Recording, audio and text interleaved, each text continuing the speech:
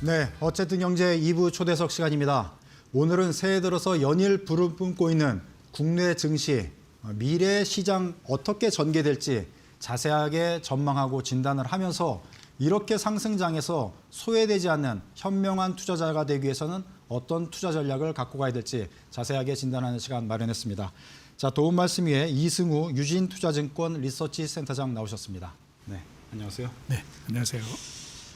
자, 오늘 보면 4,990포인트 언저리에서 이제 마감을 했는데 5,000포인트 뭐 진짜 바로 앞에 지금 와 있습니다. 그래서 네. 새해 들어서 연일 사상 최고치를 경신하면서 지금 상승장을 연출하고 있는데 우리 센터장님께서는 이렇게 새해 들어서 강력한 장을 예상하셨는지 어떻게 보셨는지 좀 말씀 한번 해주시죠. 뭐 예상 잘 못했고요. 예. 근데 이제 지금 이렇게 올라가고 나서 저희가 좀 분석을 해보면 네. 작년도에 이제 코스피의 영업이익이 295조에서 300조 사이 정도가 될 것 네. 같아요. 그리고 작년 말에 그 26년도 예상치가 얼마였냐면은 390조였습니다. 네. 근데 이게 지금 뭐 이제 1월 20일쯤 넘어가고 있는데 여기 한 460조까지 올랐습니다. 그래서 작년 말에 시장에서 기대했던 거 대비해서 한 18% 정도 이익이 네. 증가가 됐는데 코스피가 딱 그 정도 올랐거든요. 그러니까 네. 사실은 지금 와서 이제 보면은 이게 이익 증가를 그대로 반영을 하고 있는 거 아닌가 네. 그렇게 좀 생각을 할 수 있을 것 같습니다. 네. 자, 이미 뭐 어제 오늘 장중에는 5,000포인트를 이미 넘어섰고 정부나 뭐 전체적인 뭐 증권가 분위기는 이미 5,000포인트는 뭐 기정사실화 지금 하고 있는 상황이고요. 종가 뭐 오늘 약간 미달했지만 다음 주 정도면 또 이제 돌파하지 않을까 이런 생각도 들고 하는데 자, 그러면 이미 현 정부에서 공약으로 내렸던 코스피 5,000은 달성했다고 막 기정사실화하고 있고 상황은 이제 그 이상을 바라봐야 되는 지금 시장 상황 아니겠습니까? 그러면 이제 어느 정도까지 우리가 예상을 하고 바라봐야 될지 어떻게 보십니까? 솔직히 뭐 잘 모르죠. 잘 모르는데 지금 아까 제가 코스피 이익 전망치가 지금 한 460조 정도로 컨센서스가 잡혀 있는데 제가 볼 때는 좀 더 올라갈 가능성이 있는 것 같습니다. 당연히 그리고 그 주체는 반도체가 될 것 같고요. 반도체 가격이 지금 연일 오르고 있고 이게 쉽사리 안 떨어질 것 같은 분위기이기 때문에 뭐 예를 들면 제가 볼 때는 지금 현재 추정치보다도 한 10% 이상은 더 올라가지 않을까라고 본다면 지금 현재와 같은 추세, 그 이익 증가를 그대로 지수로 반영하고 있는 상황을 보면 여기서 한 10% 이상은 좀 더 올라갈 그 기회가 있다. 그렇게 지금 저희는 생각을 하고 있습니다. 네, 지수 포인트 기준으로 봤을 때 10% 정도 말씀해 주셨으면은 5,500 이상까지는 뭐그 충분히 갈 수 정도를- 있는 에너지가 지금 보인다. 그렇죠. 예, 그렇게 이렇게 이제 말씀을 해주신 건데요. 그래서 어떤 분들 보면 뭐 6,000포인트 올해 안에도 가능하다 이렇게 보시는 분들도 많고 뭐 기대 섞인 전망 뭐 7,000포인트 이렇게 얘기하지만 전체적으로 보면 지금 에너지가 굉장히 강하다. 그래서 지금보다는 5,000포인트는 충분히 넘어갈 수 있겠다. 네. 대부분은 이렇게 전망을 하시고 있고 또 저도 이제 주위에 보면 과거 같으면은 이 정도 되면은 뭐 거품론도 얘기하고 뭐 이거 너무 지금 편승한 거 아니야 이런 식의 얘기가 있을 법도 한데 그런 얘기 지금 전혀 없는 상황이거든요. 전혀 없는 상황이라서 상당히 좀 놀라운 그런 지금 퍼포먼스를 보여주고 있는 시장이다 이렇게 볼 수 있겠습니다. 자, 그렇다면 우리가 이제 뭐 5,500 이상, 6,000 이상 포인트를 우리가 더 미래를 바라본다면 어떤 시장의 조건들이 더 갖춰준다면 그 이상의 퍼포먼스를 낼 수 있다고 보시는지 조건들을 좀 진단해 주시면 그러니까 좋겠습니다. 이제 지금 기업 이익이 증가를 하고 있는데 사실 뭐 다 아시는 것처럼 그 상당 부분은 반도체에 집중이 되어 있습니다. 네. 그러니까 이제 반도체를 제외한 나머지 분야로도 과연 이 개선세가 네. 과연 확산이 될 수 있는지가 제일 중요할 것 같고, 네. 그다음에 이제 우리나라 이제 고질적인 문제인 뭐 지배구조와 관련된 그런 개선 방향들이 기업들이 과연 좀 제시할 수 있는지, 네. 예, 그게 중요할 것 같고요. 그다음에 또 하나는 지금 사실 제일 걱정이 많은 게 환율. 환율. 리스크인데요. 이제 그런 부분들도 좀 안정화됐으면 좋겠어요. 네. 그리고 뭐 계속 이제 제가 여러 군데서 좀 말씀을 드리는 건데 이제 우리 정부 당국이나 이런 쪽에서는 계속 규제 혁신을 얘기를 합니다. 네. 규제 혁신이 돼야 이제 우리가 하나 더 레벨업을 할 수 있다고 이제 보고 있는데 일부 그런 제도들은 규제 혁신이라기보다는 어떻게 보면 약간 혁신 규제 네. 반대인 거죠. 네. 그런 부분들이 좀 있어서 뭐 정말 그 규제를 개선할 수 있는 네. 그런 좀 현실적인 어떤 방안들이 조금 더 이루어진다면 기업들도 좀 더 힘을 내고 이익도 좀 더 증가할 수 있는 그런 여력들이 만들어질 수 있을 것 같습니다. 네. 지금 이제 이승우 센터장님께서는 5,000포인트 이상 우리가 더 레벨업되는 증시를 보기 위해서는 규제 혁신 필요하고 또 환율에 대한 리스크 또 그것도 진정이 좀 필요할 것 같다고 말씀하셨고 반도체 이외에 다른 또 주도주 세력들이 세력이라기보다는 주도주 기업들이 많이 나오면 네. 훨씬 더 에너지를 받을 수 있다 이렇게 말씀해 주셨습니다. 자 말씀 주신 걸 이제 이어서 가면은 현재 지금 반도체와 AI 업종에 대해서는 상당히 좀 관심을 많이 갖고 있고 그 기업들이 지금 시장을 이끌고 가지 않습니까? 네. 이걸 포함해서 국내 증시 상황에서 여러 업종별로 조금 분석을 통해서 우리가 투자를 어떤 식으로 좀 어프로치를 하면 좋을지 네. 업종별로 좀 설명해 주시면 도움이 될 것 같습니다. 그러니까 이제 사실은 제일 펀더멘털이 받쳐주고 실제로 밸류에이션도 적절하게 나오는 거는 반도체인 것 같아요. 제가 보기에는 뭐 많이 올랐지만 이익 증가세가 이게 심상치 않습니다. 그래서 좀 더 제가 볼 때는 이익이 더 상향 조정될 가능성이 있기 때문에 그쪽은 계속 좋을 것 같고요. 근데 또 하나는 한국이 제일 강점을 가지고 있는 게 이제 조선 방산 네. 파트인데요. 그쪽은 뭐 지정학 변화에 따른 어떤 좀 장기적인 구조적 개혁이 계속 유효할 것 같고 네. 뭐 다들 아시는 것처럼 그 산업에서 한국만큼 경쟁력을 갖춘 그 나라가 없습니다. 네. 그러다 보니까 글로벌 투자자들도 그쪽에 계속 이제 관심을 많이 갖고 있다 이렇게 보고 있습니다. 그리고 자동차인데요. 사실 네. 자동차는 그러니까 전기차로 전환하면서 사실 이제 기존의 내연기관 차들은 네. 굉장히 그 밸류에이션이 낮아진 그런 상황인데 네. 지금 최근에 이제 분위기는 다들 아시는 것처럼 물론 전기차로 진행은 계속 되겠습니다만 좀 수명이 길어질 가능성이 생긴 거잖아요. 네. 그러다 보니까 그 기존 대비해서 밸류에이션이 좀 높아진 부분이 있고 특히 이제 국내 현대차 뭐 같은 경우에는 뭐 다들 아시는 것처럼 이제 사실은 이제 자동차 주식이 아니라 이제 로봇주로 봐야 된다. 네. 뭐 이런 것들이 좀 겹쳐지면서 네. 밸류에이션도 추가적으로 좀 올라갈 가능성이 있습니다. 그래서 네.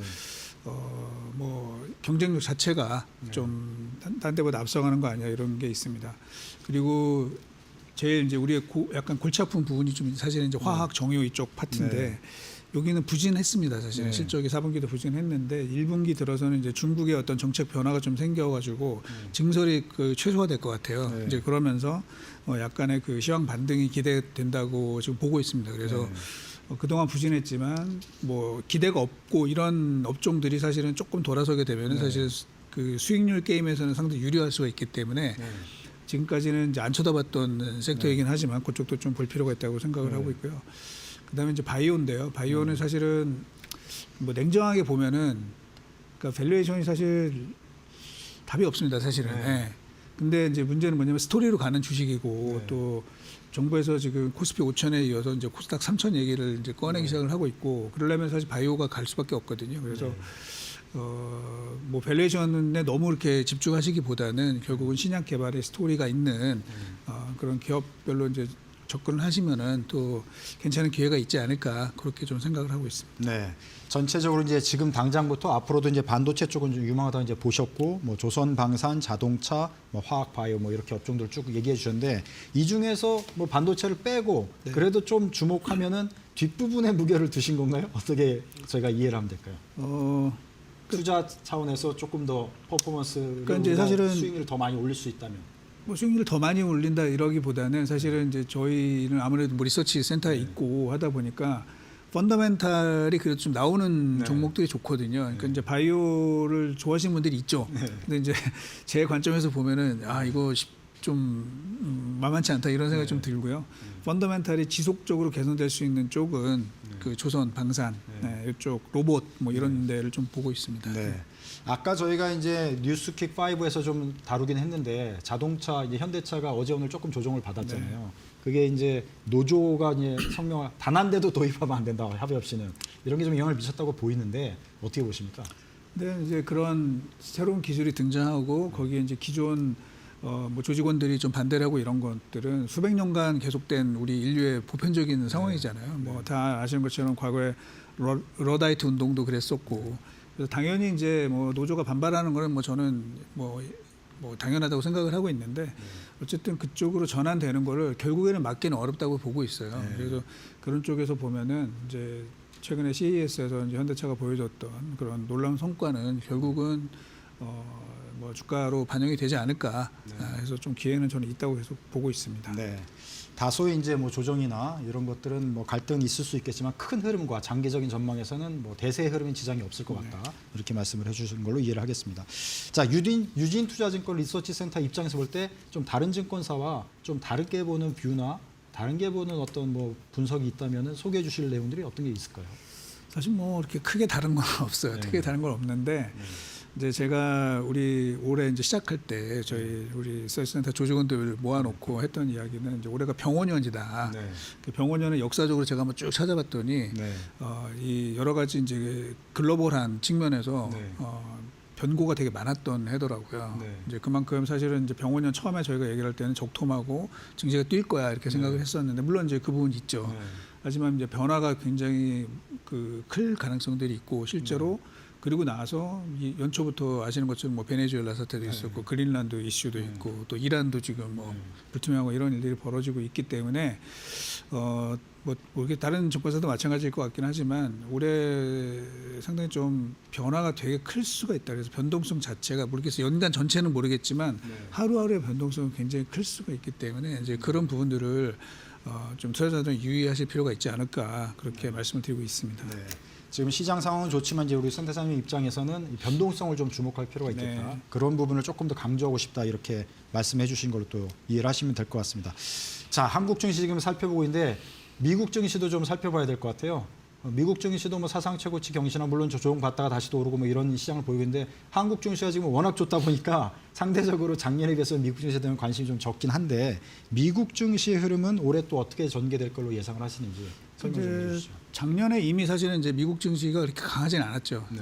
뭐 우리나라나 뭐 유럽이나 이런 데 비교해서 그래서 이미 사실은 어느 정도 좀 둔화되는 것들이 나타나고 있습니다. 특히 그동안에 굉장히 오랫동안에 그 미국의 그 주식시장의 성장을 이끌었던 맥세븐이 사실은 뭐 구글 정도를 빼고 나면은 사실은 최근에 좀 부진한 편이거든요. 그래서 뭐 미국 증시가 우리보다 더 좋을 거다 이렇게는 저희는 안 보고 있어요. 그래서 그렇죠. 한국 증시가 훨씬 더 좋을 거라고 보고 있는데 다만 미국은 뭐 다들 아시는 것처럼 펀더멘탈리 전 세계에서 가장 뛰어난 기업들이 모여 있는 시장이고 계속해서 어떤 신규 IPO 되는 기업들도 보면 뭐 세계 최고의 천재들이 만든 회사들이 계속 올라오고 있기 때문에 당연히 이제 뭐 국내 투자자들도 관심을 계속 가질 필요는 있다라고 생각을 합니다.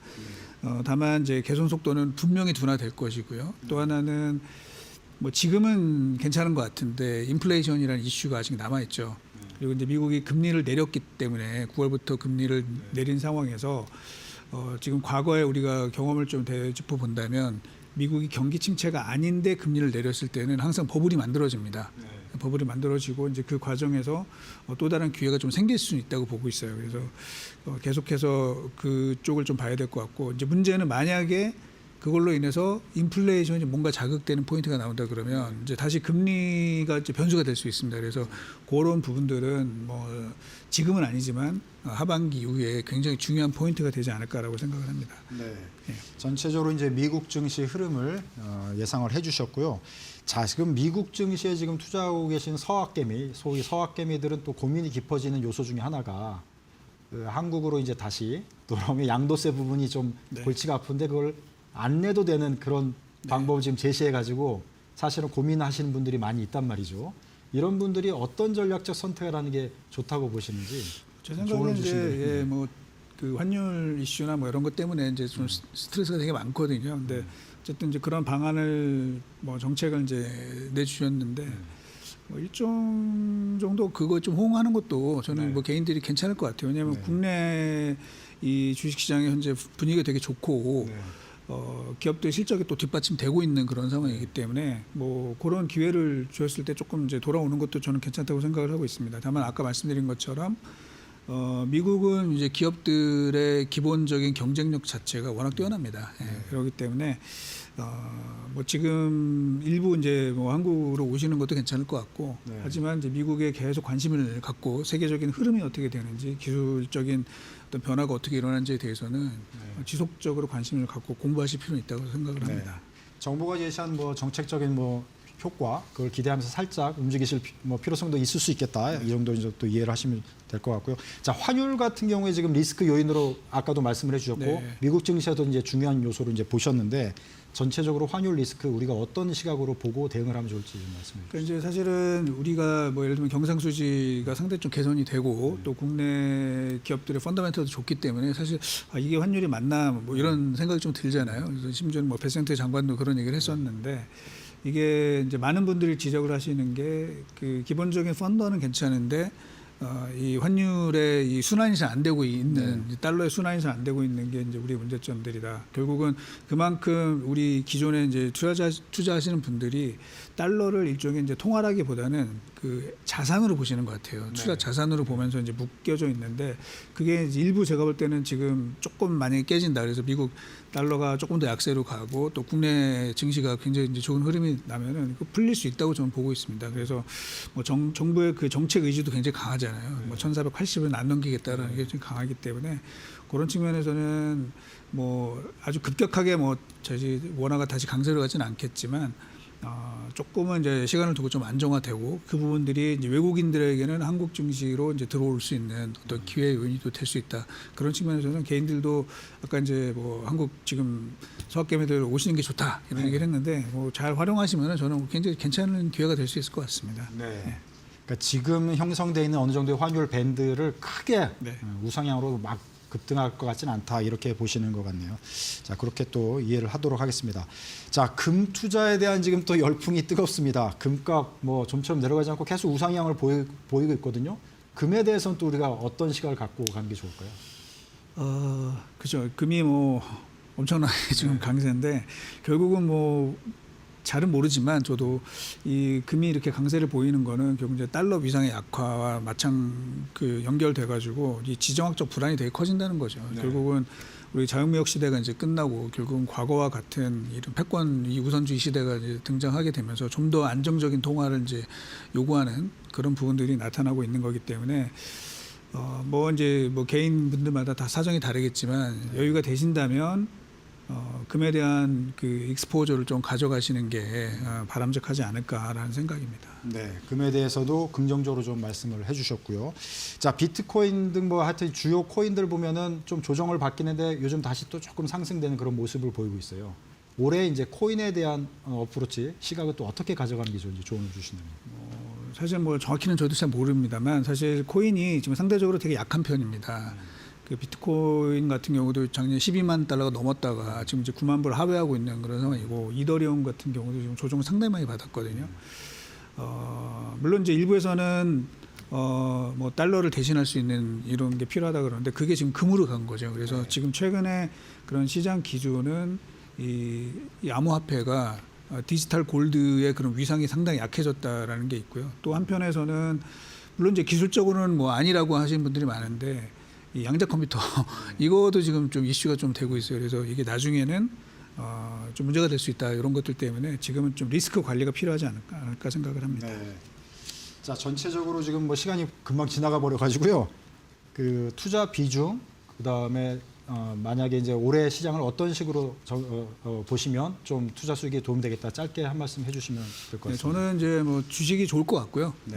그 기업들의 상황이 좀 저희는 우리나라 시장이 좋기 때문에 한국 주식 시장 중심으로 포트폴리오를 가져가지고 안정적인 측면에서는 이제 금 네. 같은 경우도 조금 그 분산 투자를 하시는 게 좀 좋을 것 같다는 생각이 좀 듭니다. 그다음에 이제 하나 마지막으로 좀 말씀을 드린다면은. 지금 뭐 우리 너무 많이 올라서 이제 걱정들이 좀 되시잖아요. 그래서 항상 이제 뭐 버블론이 나왔을 때 this time is different라는 얘기가 항상 그 나오는데 나중에 가서는 또 비슷한 경우가 많았거든요. 그래서 뭐 흔히 말하는 이제 산이 높으면 골이 깊을 수도 있다 이런 그 격언을 좀 명심을 하시고 뭐 당분간은 좋겠지만 그 변동성 관리에 대비한 그런 하반기 전략을 가져가시는 게 필요하지 않을까 그렇게 말씀드리고 싶습니다. 네. 네, 오늘 바쁘신데 나와주셔서 네. 감사합니다. 네. 네.